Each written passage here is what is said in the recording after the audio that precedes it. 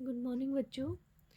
आज हम एक्सरसाइज 11.2 पढ़ेंगे और इसमें आप जानते हो ना, हमें एंगल्स के बारे में पढ़ना है।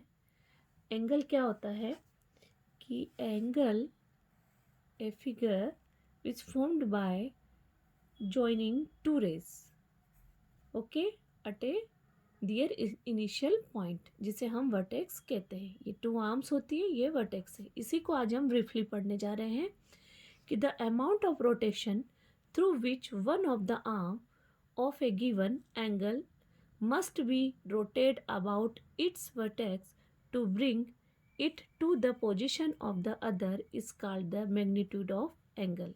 यानी कि जो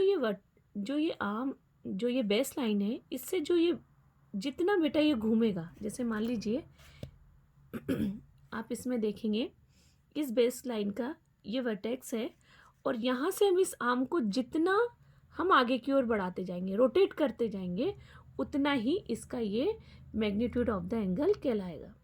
या इसको हम इस तरह से भी समझ सकते हैं।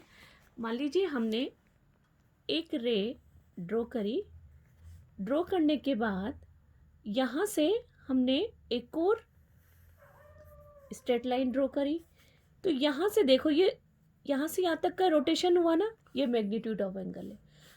हो सकता है हम इससे कम भी से रोटेट कर सकते थे, जैसे ये 90 डिग्री यानी कि राइट एंगल, ये 45 degree.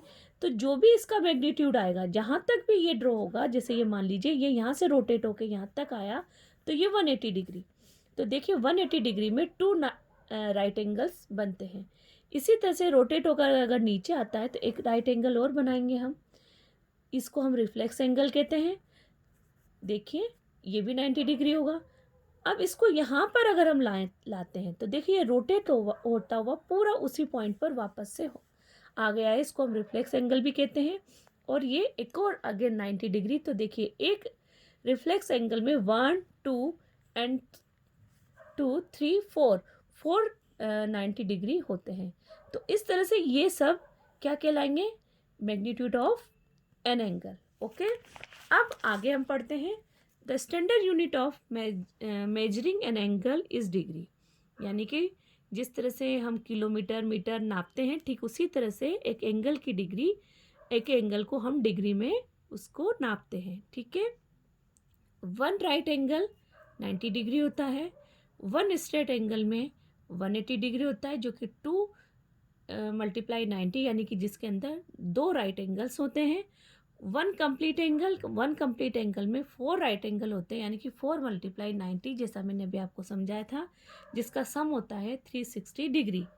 Different types of angle, now we will learn the different types of angle from your maths text book.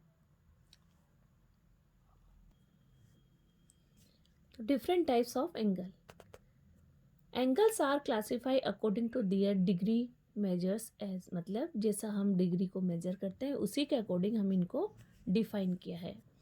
पहला है acute angle an angle whose measure is greater than 0 but less than 90 is called the acute angle. यानी कि जो 0 से बड़ा हो but 90 degree से छोटा हो, उसी को ही हम एक्यूट एंगल कहते हैं।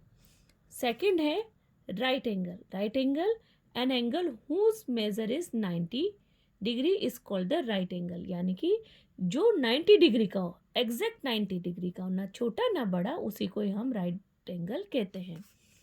Obtuse angle an angle whose measure is greater than 90 but less than 180। यानी कि देखिए 90 से बड़ा, देखिए ध्यान से, ये 90 से बड़ा है बट 180 से छोटा है, इसीलिए हम इसको ऑब्ट्यूज एंगल कहेंगे। फोर्थ है straight angle an angle whose measure is 180।